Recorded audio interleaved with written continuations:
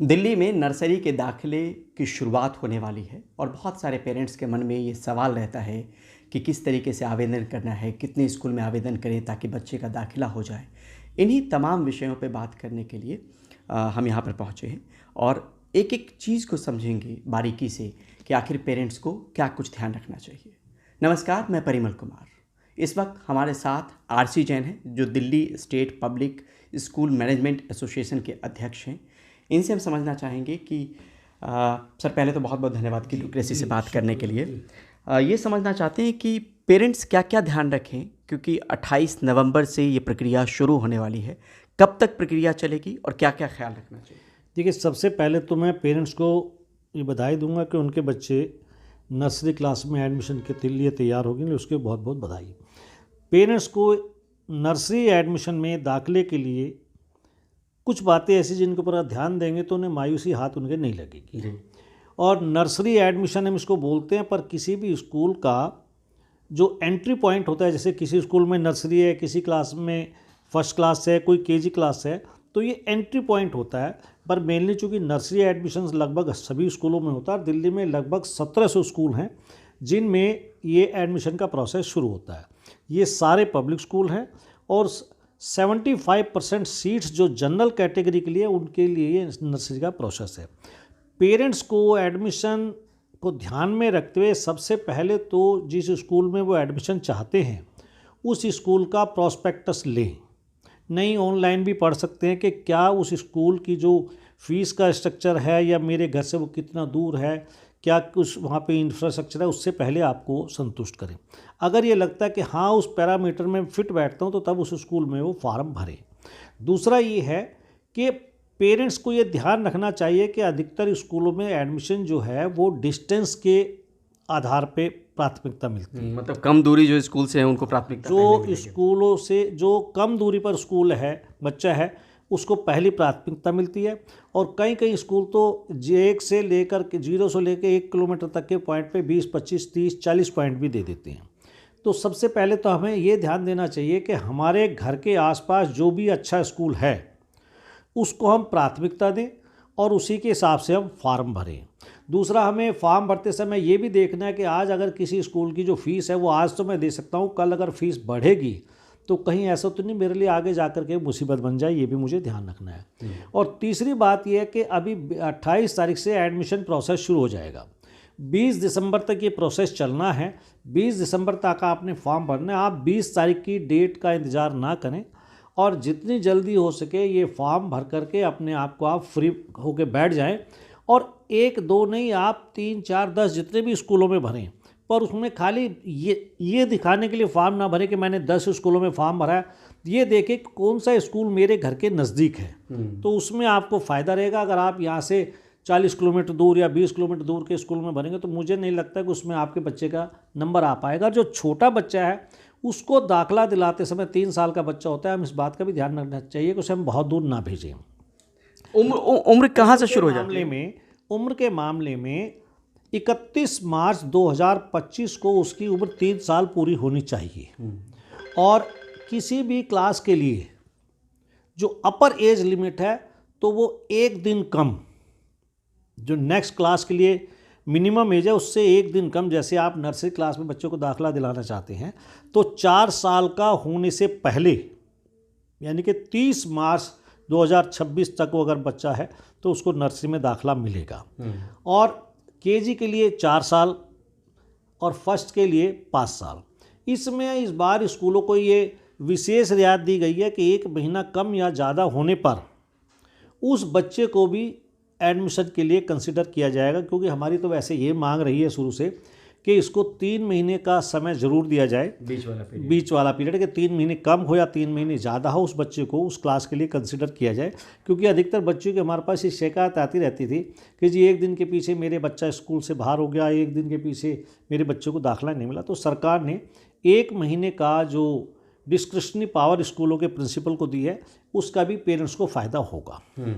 ये समझना चाहते हैं कि कितने स्कूल में आवेदन करना चाहिए सर, क्योंकि आपके पास तो आप लंबे समय से लड़ाई भी लड़ते रहे हैं, नज़दीक से देखा भी है समस्या को। हमने एनडीटीवी में रहते हुए कई बार इंटरव्यूज़ किए जिसमें आप कोर्ट तक भी गए हैं।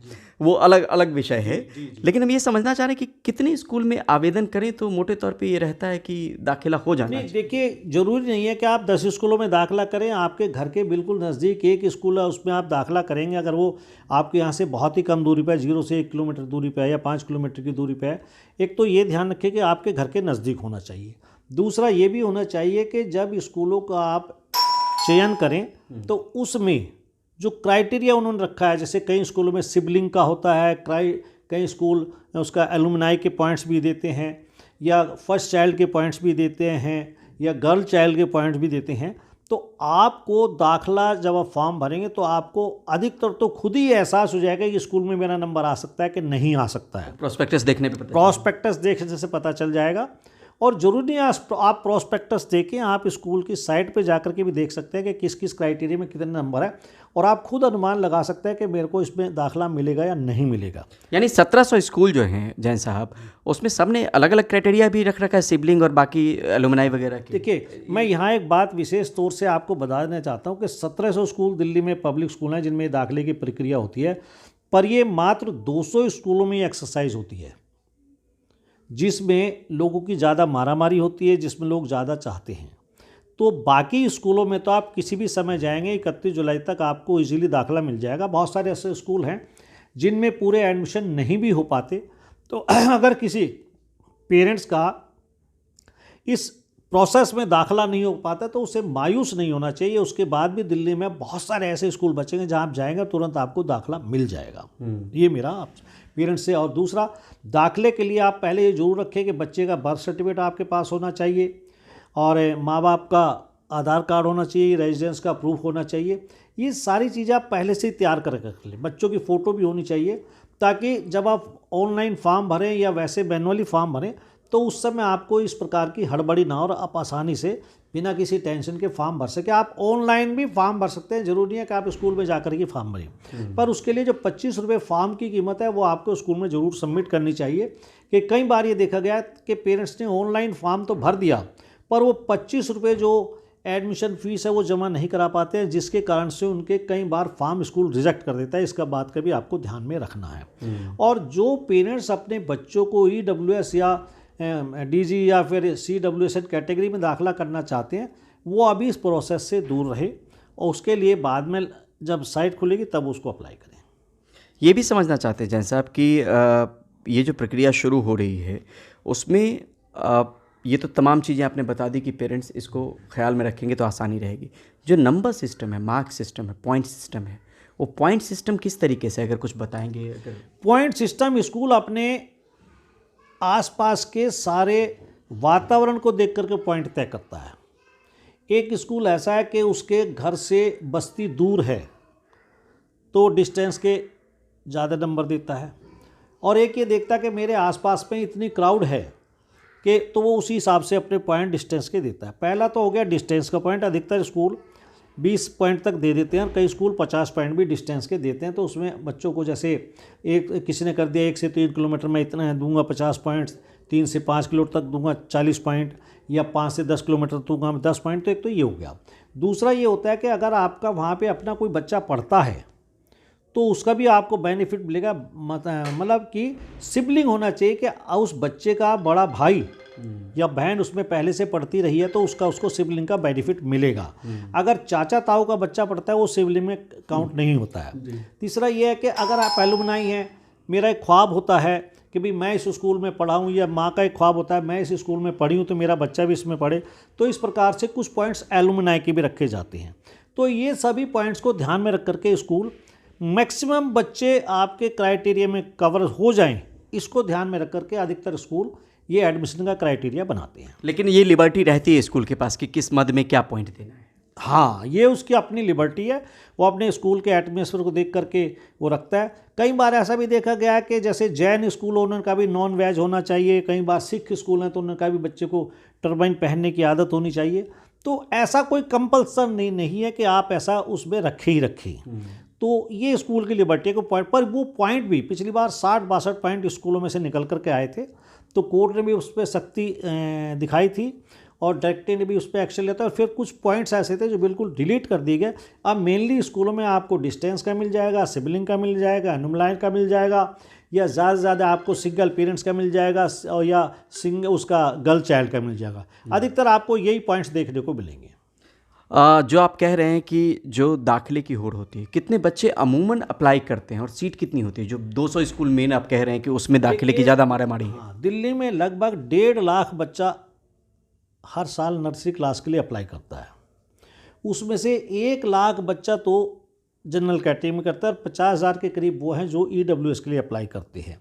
तो 1 लाख बच्चों की ये मारामारी होती है, जिसके लिए नर्सरी का प्रोसेस शुरू होता है। और सरकार का तो ये आदेश है कि हर हालत में 14 मार्च तक ये स्कूलों का एडमिशन का प्रोसेस कंप्लीट हो जाए। पर कुछ साल पहले जब ये पहली बार ऐसा लागू हुआ तो हम कोर्ट में गए थे जी। दिल्ली में 80-90% स्कूल ऐसा है जिनके यहाँ तो दाखिले ही उस समय शुरू होते हैं जब बड़े स्कूलों में दाखिले बंद हो जाते हैं। तो उन्होंने फिर इसके लिए हमें 31 जुलाई तक एडमिशन के प्रोसेस को कंप्लीट करने की इजाज़त कोर्ट से भी हमको मिली हुई है।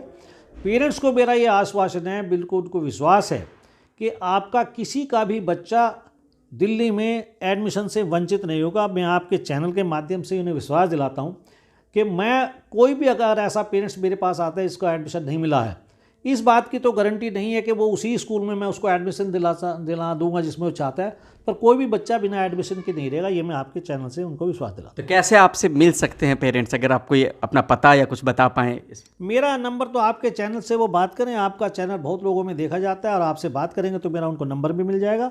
और अगर आप यूट्यूब पे जाएंगे और RC Jain Delhi state public school management association डालेंगे तो वहाँ से पूरी जानकारी भी मेरे बारे में आपको मिल जाएगी। जिसके माध्यम से ये भी मैं बताना चाहता हूँ कि पूरी दिल्ली से सैकड़ों लोग हर साल इस प्रकार से यूट्यूब से, गूगल से मेरा नंबर और नाम ट्रेस करके आते हैं। फैक्ट है, जिनको मैं जानता भी नहीं हूँ तो मेरे पास आते भी हैं, टेलीफोन पे बात भी करते हैं। पर मेरा आग्रह जरूर ये होता है कि जिसको इस प्रकार की मेरे से सेवा लेनी हो वो अपने बच्चे के साथ खुद मेरे स्कूल में आएगा, तो मैं उन्हीं के सामने स्कूल में बात करूँगा। कई बार देखा गया है कि कुछ लोग उसका गलत फ़ायदा भी उठा लेते हैं। तो मैंने ये नियम बना रखा है, अगर किसी को अपने बच्चे का दाखिला कराना है तो मेरे एड्रेस पे आए, मैं उसकी मदद करूँगा। टेलीफोन पर मैं इतनी मदद नहीं कर पाऊँगा क्योंकि कई बार कुछ लोगों ने मेरे नाम से उसमें गलत इस्तेमाल भी किया। ये भी समझना चाह रहे हैं कि अगर मान लीजिए कोई बच्चा 20 किलोमीटर 25 किलोमीटर दूर किसी स्कूल से रह रहा है, पेरेंट्स की हसरत है कि उस नामी गिरामी स्कूल में, बहुत सारे स्कूल हैं ऐसे, उस स्कूल में दाखिला हो जाए मेरे बच्चे का, तो क्या उनको ये रिस्क लेना चाहिए फॉर्म भरने? उसके लिए अभी उनके पास समय मुझे लगता है शायद निकल गया।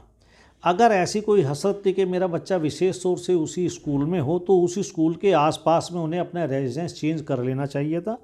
अगर रेजिडेंस चेंज नहीं कर पाए, मकान नहीं खरीद पाए, तो उन्हें वहाँ पे किराए पे ले लेना चाहिए था, किराए का रेंट एग्रीमेंट होना चाहिए था, तभी वो उनकी हसरत पूरी हो सकती थी। पर आज अगर वो चाहे कि मैं 20 किलोमीटर रहता हूँ और मेरा बच्चा नामचीन स्कूल में हो जाए तो मुझे नहीं लगता उसका दाखिला आ पाएगा, क्योंकि वो उस डिस्टेंस के कवर में पीछे निकल जाएगा। ये भी समझना चाह रहे हैं आपने कहा कि ना उम्मीदी नहीं रखें, उम्मीद रखें अगर ये पूरा प्रोसेस भी चला जाता है तब, तो उसके बाद क्या करना चाहिए पेरेंट्स को? देखिए, अगर किसी का इस प्रोसेस में एडमिशन नहीं हो पाता है जो 14 मार्च को बंद हो जाएगा, तो उसके बाद दिल्ली में 1700 स्कूल में से करीब 1500 स्कूल ऐसे हैं जहाँ तुरंत आपके बच्चे को दाखिला मिल जाएगा। उसके लिए आपको किसी का इंतज़ार नहीं करना पड़ेगा, सिर्फ उस स्कूल पे जाएंगे और वहाँ फॉर्म भरेंगे, दाखिला आपको मिल जाएगा। और किसी को लगता है कि हमें फिर भी कोई परेशानी है तो मैं पब्लिक स्कूलों के अध्यक्ष के नाते उन सभी पेरेंट्स की मदद करने के लिए तैयार हूँ। कोई ऐसा वेबसाइट, कोई ऐसा जगह जहाँ पर उनको पता चले कि हमने 10 स्कूल में 5 स्कूल में अप्लाई किया, हमारे बच्चे का दाखिला नहीं हुआ, तब आप कहाँ पर हम उस स्कूल को तलाशें जहाँ पे दाखिला हो सकता है, जिसको लेकर आप उम्मीद देने की कोशिश करें? उसके लिए मेरा प्रयास है कि मैंने पहले ये बात स्पष्ट की है कि किसी पर्टिकुलर स्कूल में तो मैं वायदा नहीं करूँगा कि उसमें मैं उसका दाखिला करा सकूँगा, पर उसके घर के आसपास जो भी अच्छा स्कूल होगा उसमें मैं उसकी मदद कर सकता हूँ, उसको दाखिला मिले। पर वो चॉइस उसकी नहीं होगी जी मुझे तो इसी स्कूल में दाखिला मिले। प्रयास तो हम करेंगे, पर फिर भी वो 2-4 ऑप्शन लेके चलेंगे तो उसका बच्चा दाखिले से वंचित नहीं रहेगा। क्या कह रहे हैं, पुराने दौर में, आज से 10 साल 8 साल पुराने दौर में नर्सरी एडमिशन को लेकर एक मुहिम चलती थी, तमाम टेलीविज़न चैनल नर्सरी एडमिशन को लेकर एक शो भी चलता था, वो मारामारी अब धीरे धीरे ख़त्म हुई है? तो मैं इसके लिए एक चीज़ विशेष तौर से कहना चाहूँगा। एक तो वो मारामारी इसलिए भी ख़त्म हुई है कि अधिकतर पेरेंट्स ने दिल्ली के स्कूलों से मायूस होकर के बहुत पहले से ही एनसीआर के स्कूल में अपने बच्चे को दाखिला दिलाना शुरू कर दिया है। और चूँकि उन्हें ये पता है कि 12th पास करने के बाद बच्चा अगर मेडिकल में जाता है या इंजीनियरिंग में जाता है तो उसकी 85% सीटें दिल्ली के बच्चों के लिए रिज़र्व हैं, तो वो 10th तो एनसीआर से करा लेता है और 11th में उस बच्चे को दिल्ली में ले आता है। तो ये भी पेरेंट्स ने एक रास्ता निकाला है। और दूसरा, आपके चैनल के माध्यम से एक विशेष सोर्स में एक बात कहना चाहूँगा जिसमें सरकार की फेल्योर है कि जब आपने राइट टू एजुकेशन एक्ट लागू किया है तो आपने 25% जो ईडब्ल्यूएस की सीटें रखी हैं, ये जो 25% बच्चा जो फ़ी पेइंग बच्चा था, वो जो आपके इस प्रोसेस से बाहर हुआ है इन स्कूलों से, उसके लिए सरकार ने कोई स्कूल नया बनाया नहीं। उसके लिए पहले नए स्कूल बनाने चाहिए थे। जिन पेरेंट्स की पेइंग कैपेसिटी है वो अपने बच्चे को सरकारी स्कूल में नहीं डालेगा, वो अपने बच्चे को कम फीस वाले स्कूल में नहीं डालेगा। उससे बचने के लिए वो क्या करता है, इस सिस्टम से मायूस होकर के एनसीआर में चला जाता है और आसपास के दिल्ली के आसपास जो गुड़गांव है, नोएडा है या कुंडली है, गाज़ियाबाद है, वहाँ पे आप देखें अधिकतर दिल्ली का बच्चा वहाँ दाखला ले लेता है। और बॉर्डर पे कभी आप जाके देखें, सैकड़ों बसें दिल्ली से नोएडा में जाती हैं, नोएडा से दिल्ली में आती है और वहाँ वो दाखला ले लेती हैं। ये सरकार यहाँ फेलियर है कि उनको ये ईडब्ल्यूएस लागू करने से पहले स्कूलों की संख्या भी बढ़ानी चाहिए थी। आखिर में माता पिता को फिर से, शुरू में आपने आश्वासन तो दे दिया, आखिर में क्या कहना चाहेंगे? आखिर में मैं ये कहना चाहूँगा कि ये ज़रूरी नहीं है कि आप आज जिस स्कूल में दाखला चाहते हैं उसमें आपको ना मिले। आप अपने मनपसंद स्कूल में चाहते हैं तो आप अगर इस साल कामयाब नहीं होते हैं तो जिसमें आपको पहले दाखला मिले उसमें दाखला लेकर के अपने बच्चे की सीट सिक्योर कर लेनी चाहिए। अगले साल केजी में उस स्कूल में प्रयास करना चाहिए या उससे नेक्स्ट ईयर फर्स्ट क्लास में भी दाखिले के लिए आप प्रयास कर सकते हैं। 3 ऑप्शन उसको मिलता है, क्योंकि सभी स्कूलों में नर्सरी नहीं है एंट्री लेवल, सभी स्कूलों में केजी नहीं है, सभी स्कूलों में फर्स्ट नहीं है। तो मायूस नहीं होना चाहिए, अगले साल बड़ी क्लास के लिए प्रयास करना चाहिए। और निश्चित रूप से अगर आप प्रयास करेंगे तो आप अपने मनवांछित स्कूल में दाखला ले सकते हैं। ये मेरे आपको पेरेंट्स को ये मेरा गारंटी है और ये मेरा उसको आश्वासन भी है। पर प्रयास ये करें कि छोटे बच्चों को घर से ज़्यादा दूर ना भेजें, क्योंकि उसके लिए 1 घंटा 1.5 घंटा जाने में लगता है, 1-1.5 घंटा आने में लगता है। बच्चा सुबह 5 बजे उठ करके 6 बजे आप वैन में उसको लाद देते हैं और वो उसके बाद 2, ढाई, 3 बजे तक आता है। तो ये उस बच्चे के साथ अन्याय है, गुनाह है। पॉल्यूशन में हम बड़े लोग ही परेशान हो जाते हैं तो उस बच्चा वो कह नहीं पाता, पर जब वो स्कूल से आता तो निढाल होकर के लेट जाता है। अगर आपको ये लगता है कि बड़े स्कूल में आपका दाखला नहीं हो पा रहा तो आपके आसपास बहुत सारे अच्छे स्कूल हैं जिनकी बड़ी बिल्डिंग नहीं हो सकती, डीजे लैंड नहीं हो सकती, पर वो रिज़ल्ट अच्छा देते हैं। आप 6ठी क्लास में ऐसे स्कूलों के लिए प्रयास कर सकते हैं जो बड़े स्कूल हैं। 9th में भी कर सकते हैं, 11th में भी कर सकते हैं, क्योंकि उस समय भी इन स्कूलों में दाखिले खुले होते हैं। बहुत बहुत शुक्रिया सर, बहुत बहुत धन्यवाद। Thank you so much.